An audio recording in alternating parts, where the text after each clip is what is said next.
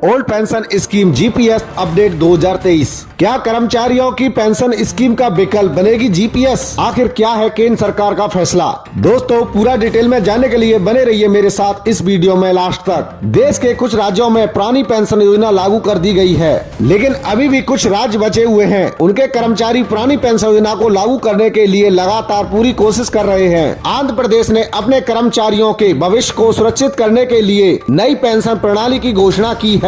आंध्र प्रदेश सरकार ने अपने कर्मचारियों के भविष्य को सुरक्षित करने के लिए गारंटेड पेंशन सिस्टम लाने की घोषणा की है। इसे ओल्ड पेंशन स्कीम और न्यू पेंशन स्कीम का मिश्रण बताया जा रहा है। जानकारों का मानना है कि यह पेंशन ओपीएस का विकल्प बन सकती है। इसमें सरकार ने कर्मचारियों को रिटायरमेंट के बाद गारंटी के साथ पेंशन देने का विकल्प दिया है।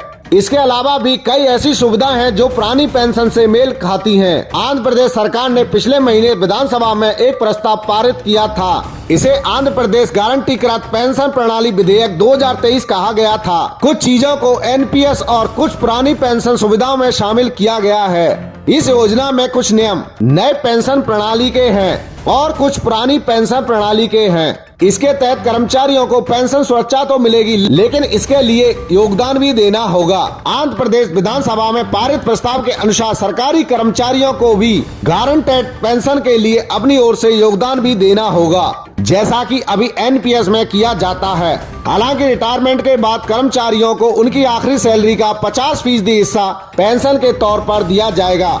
ओपीएस में कर्मचारियों को उनकी आखिरी सैलरी का 50% दिया जाता है। इसके अलावा अन्य कर्मचारियों की तरह पेंशनर्स को भी रिटायरमेंट के बाद महंगाई भत्ता और महंगाई राहत दी जाएगी। जानकारों का मानना है कि पुरानी पेंशन से देश की अर्थव्यवस्था पर दबाव बढ़ता है और इससे राजकोषीय घाटा भी काफी बढ़ जाता है। इसी वजह से साल 2004 में पेंशन सुविधा के तहत एनपीएस को लागू किया गया था। पुरानी पेंशन में कर्मचारियों का कोई योगदान नहीं होता है, जबकि एनपीएस में उनके वेतन का 10% योगदान होता है और 14% सरकार का भी योगदान होता है। जानकारों के मुताबिक नई पेंशन स्कीम के तहत कर्मचारियों को फिलहाल उनकी आखिरी सैलरी का करीब 35 से 40% हिस्सा पेंशन के तौर पर मिलता है। क्योंकि ओपीएस को अंतिम वेतन का 50% मिलता है, इसलिए दोनों के बीच का अंतर केवल 10% है। आंध्र प्रदेश सरकार ने इस अंतर को पाटने के लिए एक गारंटीकृत पेंशन योजना शुरू की है। इससे सरकारी खजाने पर ज्यादा बोझ नहीं पड़ेगा और कर्मचारियों को पूरी सुरक्षा भी मिलेगी। हालांकि इसके लिए उनके वेतन से किया जाने वाला योगदान जारी रहेगा।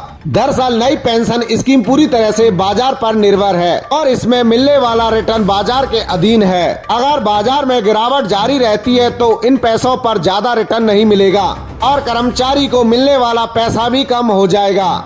एनपीएस के तहत रिटायरमेंट के बाद 60% रकम एक मुश्त मिलती है, जबकि 40% रकम एन्युटी के साथ खरीदनी होती है। इस एन्युटी पर मिलने वाला ब्याज हर महीने पेंशन के रूप में दिया जाता है। National movement of old pension scheme यानी NMOPS के राष्ट्रीय अध्यक्ष और ऑल टीचर्स अप्लाई एसोसिएशन यानी ATEBA के प्रदेश अध्यक्ष विजय कुमार बंधु भी पेंशन के आंध्र प्रदेश मॉडल को लेकर बहुत उत्साहित नहीं थे। उन्होंने कहा कि सरकारी कर्मचारियों को पुरानी पेंशन के अलावा कुछ भी मंजूर नहीं है। बुढ़ापे में यही हमारा सहारा बनता है। अटेवा के प्रदेश मीडिया प्रभारी डॉक्टर राजेश कुमार का कहना है कि किसी भी आपदा या संकट की स्थिति में सरकारी कर्मचारी ही आम आदमी के लिए आगे आते हैं। प्राइवेट कर्मचारियों की सैलरी भी सरकारी कर्मचारियों के भत्तों को देख कर तय की जाती है। इसलिए हमें पुरानी पेंशन की सुरक्षा मिलना बहुत जरूरी है, ताकि हम और हमारा परिवार सुरक्षित महसूस कर सके। इस तरह से आप अपना old pension scheme GPS update 2023 से संबंधित और भी कोई जानकारी चाहते हो तो हमें कमेंट करके पूछ सकते हैं। दोस्तों, अगर आप हमारे चैनल में फर्स्ट टाइम है तो कृपया करके चैनल को सब्सक्राइब और वीडियो को लाइक और शेयर करना ना भूलना। धन्यवाद।